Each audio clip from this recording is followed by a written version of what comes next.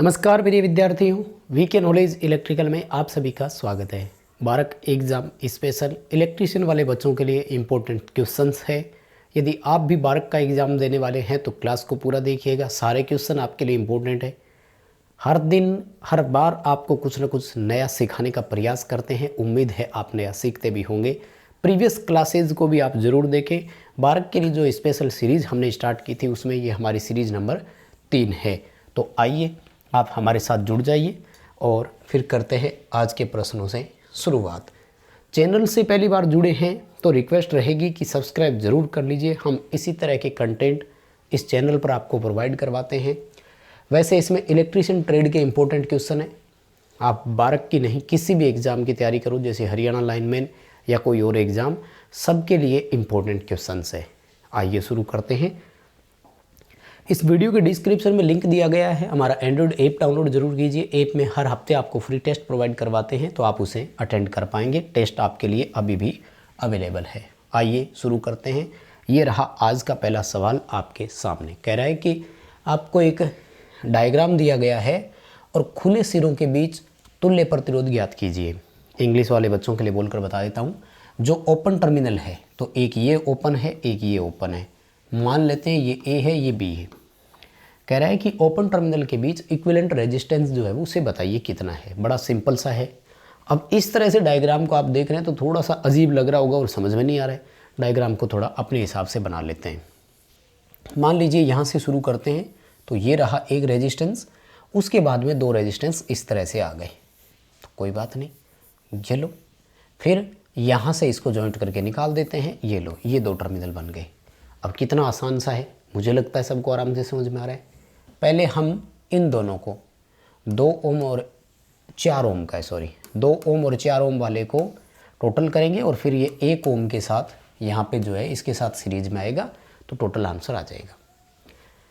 जब पैरेलल में दो रेजिस्टेंस हो तो उसको अलग अलग मान के हो तो कैलकुलेट करने के लिए फॉर्मूला क्या होता है, R1 × R2 बटे R1 + R2, राइट।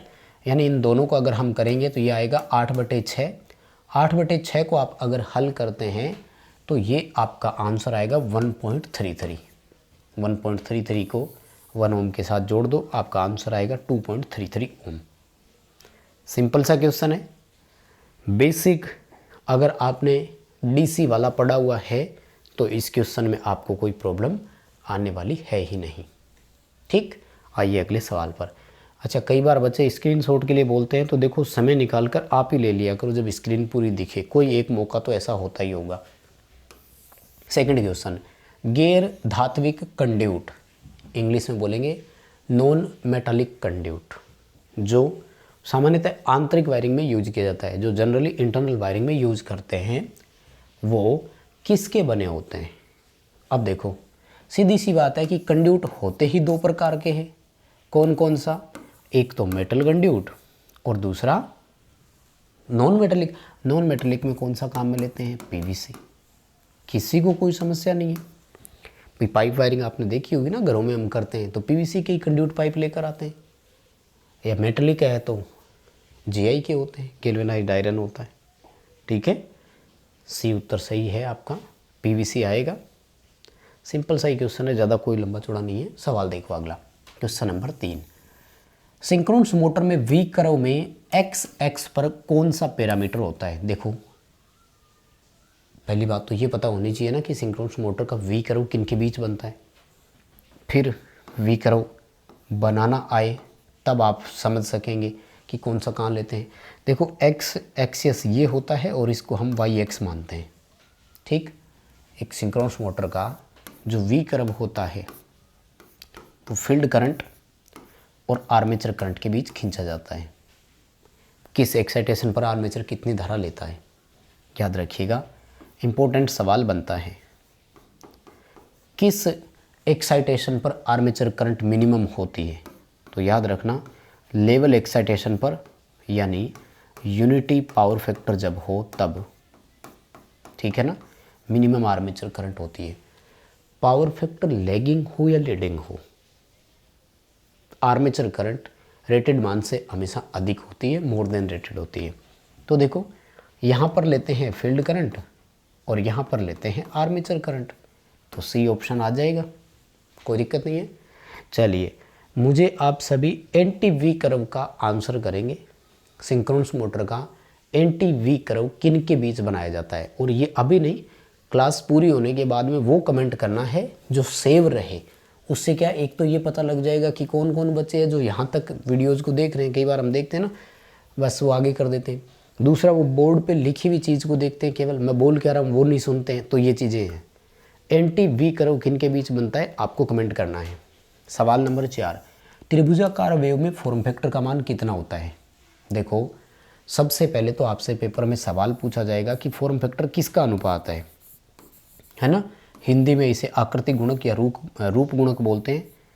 आरएमएस मान और औसत मान का अनुपात है। जब इन दोनों का मान बदलकर नाम बदल कर के दिया जाए तो आर्मेचर को हम इफ़ेक्टिव वैल्यू बोलते हैं, सॉरी आरएमएस को, इसलिए दूसरा आएगा इफ़ेक्टिव वैल्यू, और औसत मान को इंग्लिश में मीन वैल्यू भी बोलते हैं, माध्यमान बोलते हैं।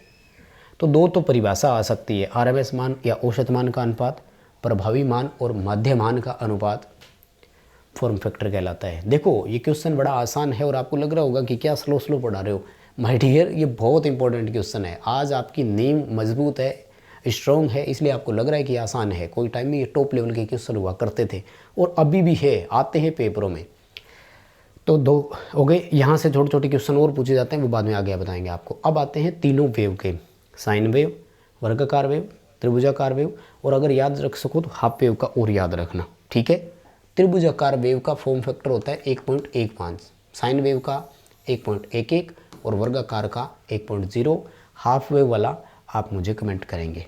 आज जितने भी एक्स्ट्रा क्वेश्चन पूछूं वो सारे के सारे कमेंट करेंगे, और जो बच्चा सारे क्वेश्चन प्रॉपर वे में आंसर करेगा एक साथ, उसके कमेंट को मैं पिन कर दूंगा, ठीक है। जिसका सही आंसर आ जाएगा सबसे पहले, उस बच्चे के आंसर को जो डिटेल से कोई पॉइंट को लिख देगा मैं पिन कर दूंगा, फिर आप सब उनको वहाँ से देखना जिनको उत्तर नहीं आता है, ठीक है। 5वां सवाल देखो, संचरण लाइन में संचरण दक्षता में के साथ वृद्धि होती है। एक ट्रांसमिशन लाइन की ट्रांसमिशन एफिशिएंसी और पावर फैक्टर दोनों बढ़ते हैं। कब बढ़ते हैं, जब उसकी लाइन वोल्टेज में वृद्धि होती है। ए ऑप्शन आएगा। इसीलिए हम भारत में क्या करते हैं, हाई वोल्टेज पे ट्रांसमिशन करते हैं। इवन हाई तो क्या, एक्स्ट्रा हाई ही करते हैं। तो EHV AC होता है और HV DC होता है। ट्रांसमिशन दो तरह से करते हैं भारत में, राइट। इन दोनों का आपसे कंपैरिजन जरूर पढ़ लेना, बड़े एग्जामों में इनके सवाल पूछे जाते हैं, ठीक है। ए ऑप्शन आएगा, वोल्टेज में वृद्धि। इंपॉर्टेंट सवाल क्या बनता है, एफिशिएंसी भी बढ़ती है और साथ में पावर फैक्टर भी बढ़ता है, यानी दक्षता और पावर फैक्टर दोनों बढ़ते हैं। वोल्टेज रेगुलेशन में सुधार होता है, कॉस्ट कम हो जाती है, चालक का जो है ना वॉल्यूम के हिसाब से, वो क्वेश्चन सारे आएंगे। खैर आ जाओ अगले क्वेश्चन पर। सवाल नंबर 6 देखो क्या करें। इंडक्शन मोटर में स्लिप का मान 0 कब होगा। देखो, स्लिप की दो वैल्यू होती है, एक तो स्लिप होता है 0 और एक होता है स्लिप इकाई, ठीक है। और एक हमारा जो नॉर्मल 0 से 1 के बीच में कहीं भी आ जाए, है ना। स्लिप 0 तब होगा जब रोटर गति और सिंक्रोनस गति बराबर हो, और स्लिप इकाई तब होगा जब रोटर गति 0 हो। 0 से 1 के बीच में होता है हमेशा सिंक्रोनस गति रोटर गति से अधिक होती है। बड़ा इंपॉर्टेंट क्वेश्चन बनता है, याद रखना। एक इंडक्शन मोटर में सिंक्रोनस गति सदैव रोटर गति से अधिक होती है जब वो मोटरिंग मोड में परिचालित होती है। आप मुझे बताएंगे ब्रेकिंग मोड और जनरेटिंग मोड में स्लिप कितनी होती है। ये इंपॉर्टेंट क्वेश्चंस है जो आपको आज एक्स्ट्रा मिल रहे हैं, यानी क्लास में अगर 6 क्वेश्चन हो रहे हैं तो यूँ समझ लो 6 एक्स्ट्रा क्वेश्चन भी हो रहे हैं साथ में, ठीक है। तो अभी उसने 0 का पूछा है, 0 तब होता है जब दोनों गति बराबर हो, सी ऑप्शन आएगा। वो कभी आपसे इकाई के बारे में भी पूछ सकता है, वो तब होगा जब रोटर आपका स्टैंड स्टिल कंडीशन में हो, रोटर हमारा रुकी हुई अवस्था में हो, ठीक। 7वां सवाल देखो, इनमें से कौन सी वायरिंग में न्यूनतम सुरक्षा है, मिनिमम प्रोटेक्शन, या लोवेस्ट सेफेस्ट वायरिंग बोल दो, एक ही बात है। लोवेस्ट प्रोटेक्शन बोल दो या यूं बोल दो कि लीस्ट प्रोटेक्टेड वायरिंग, इंग्लिश में कुछ भी बना लो। सबसे कम सुरक्षा तो देखो फिर अस्थायी वायरिंग में ही होगी, नो डाउट हमें बी ऑप्शन के साथ ही जाना होगा, क्योंकि क्लीट वायरिंग जो है वो एक तरह से टेम्परेरी वायरिंग है, अस्थायी वायरिंग का एक प्रकार है। आप इसका क्वेश्चन भी पेपर में आता है, इनमें से कौन सी अस्थायी वायरिंग है, याद रखना, बड़ा ही अच्छा क्वेश्चन बनता है। ठीक है, 7वां क्वेश्चन तो बहुत ही सिंपल सा था। अब देखो यहाँ से जो एक नया क्वेश्चन आया है, सीखेंगे, बढ़िया क्वेश्चन है। क्या कह रहा है, एक परिपथ का चालकत्व ज्ञात कीजिए। चालकता यानी कंडक्टेंस पूछ रहा है। यदि उसकी इम्पीडेंस प्रतिबाधा जेड की फॉर्म में दी है 8 + j6 ओम। अब यहाँ बहुत सारी चीज़ें बोल रहा हूँ, ध्यान से सुन लेना। और अगर इस क्वेश्चन को देखने के बाद क्लास पसंद आ जाए तो प्लीज़ एक बार लाइक वाला बटन ज़रूर दबा देना। अभी तक इस वीडियो को आपने लाइक किया नहीं है, मुझे पता है, और बिना बोले करते भी नहीं हो। क्वेश्चन देखने के बाद कर देना। फर्स्ट ऑफ ऑल आपसे सवाल पूछा जा सकता है कि ये दोनों क्या क्या है, तो ध्यान रखना 8 ओम तो है रेजिस्टेंस, और जो 6 दिखा रहा है आपको ये है इंडक्टिव रिएक्टेंस। गुरुजी कैसे पता लगा?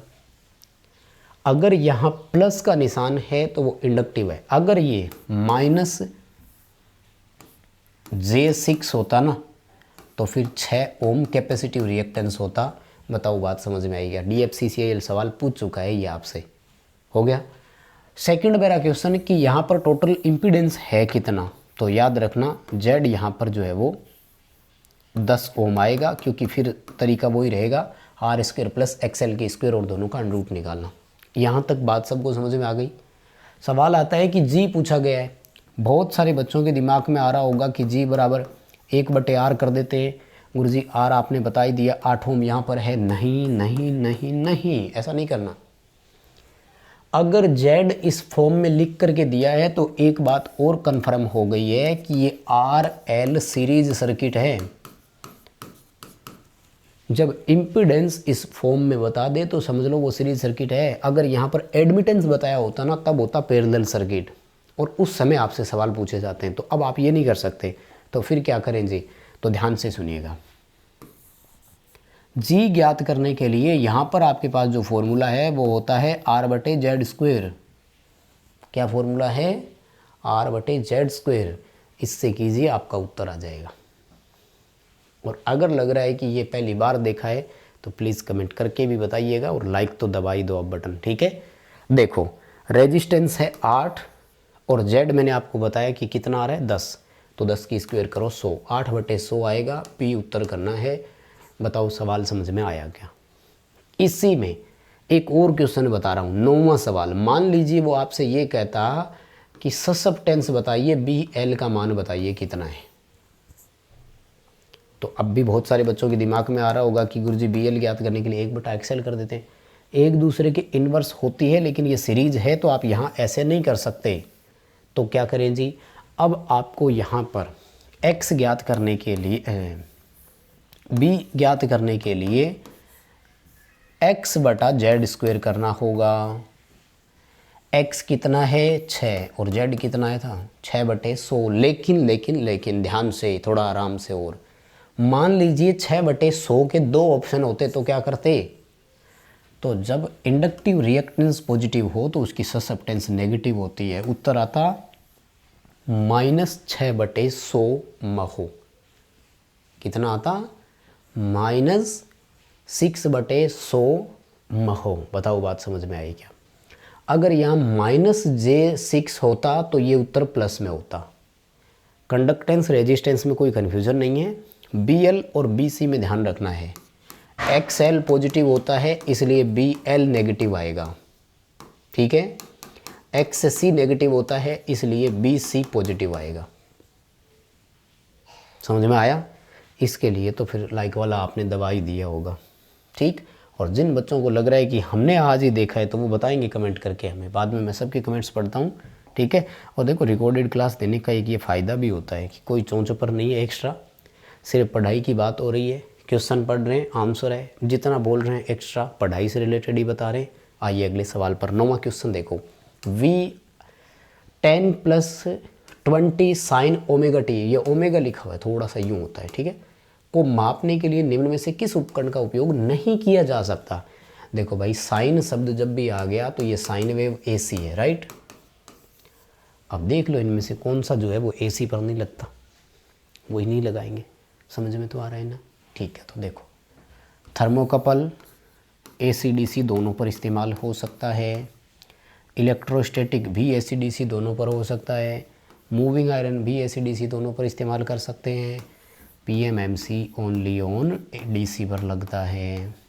इसका मतलब हम यहाँ इस वोल्टेज का मापन करने के लिए पीएमएमसी इंस्ट्रूमेंट का इस्तेमाल नहीं कर सकते। आई होप आपको मेरी बातें समझ में आ रही है, किसी को कोई डाउट हो ही नहीं सकता, क्योंकि इतने आराम से एक एक चीज़ पॉइंट टू पॉइंट बोल रहा हूँ। सवाल नंबर 10वां देखिए, बैटरी चार्जर की भांति कार्य करता है। बताओ भाई चार्जर का काम क्या होता है? अब देखो बैटरी चार्ज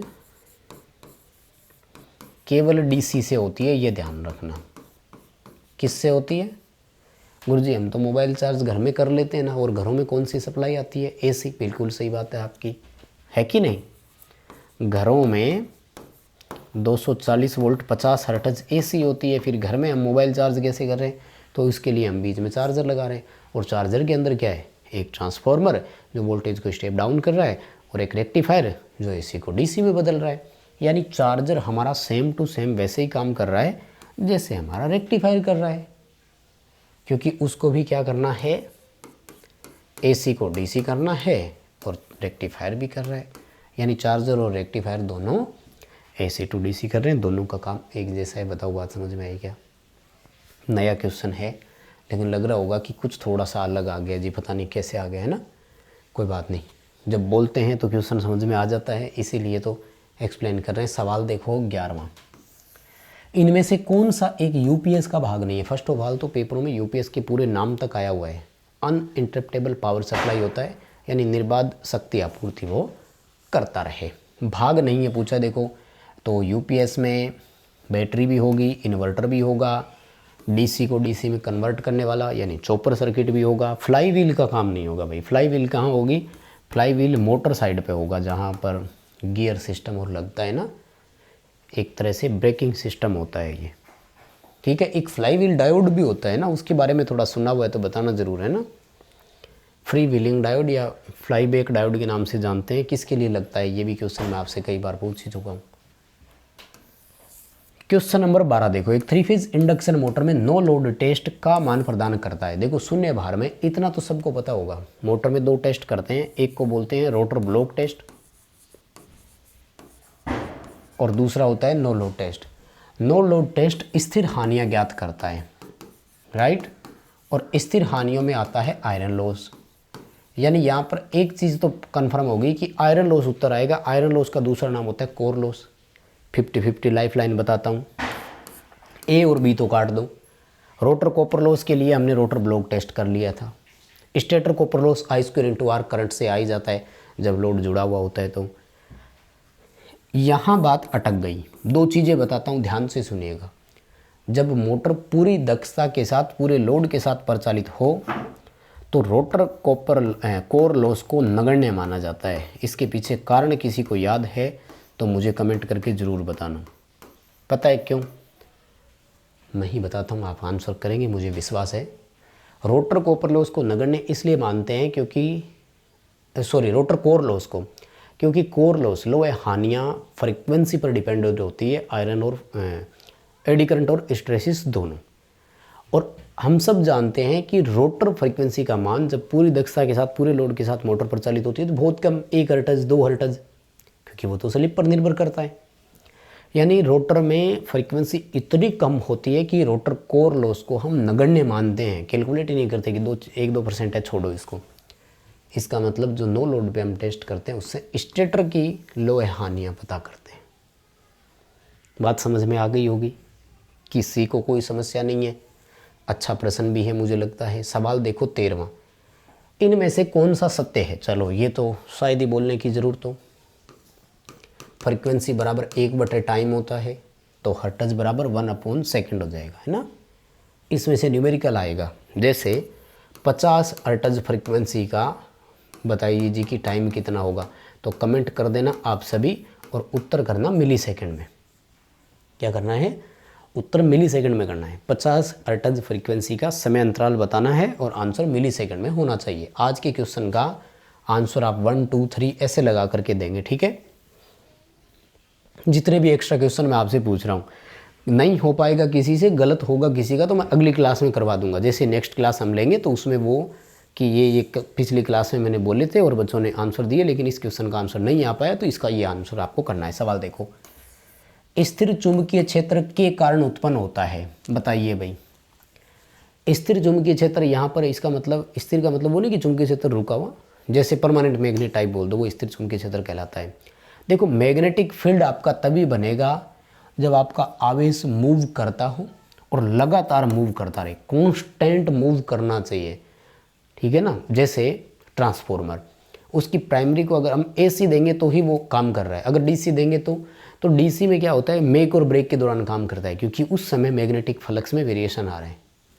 डी उत्तर आएगा। कांस्टेंट मूविंग चार्ज, यानी आवेश हो जो लगातार मूव करता रहता हो, वो हम काम में लेते हैं। अगला सवाल, इनमें से कौन सा सही सुमेलित नहीं है? मीटर दिए हुए, उनका मेजरमेंट दिया हुआ है। PMMC केवल DC पर लगता है, एकदम सही दिया हुआ है, ठीक है। PMMC एमीटर है तो DC की करंट, वोल्टमीटर DC का वोल्टेज। इंडक्शन केवल AC पर, इलेक्ट्रोस्टैटिक AC DC पर, मूविंग आयरन ओनली AC पर, ये गलत हो गया है ना। मूविंग आयरन भी AC DC दोनों पर लग सकता है, ठीक है।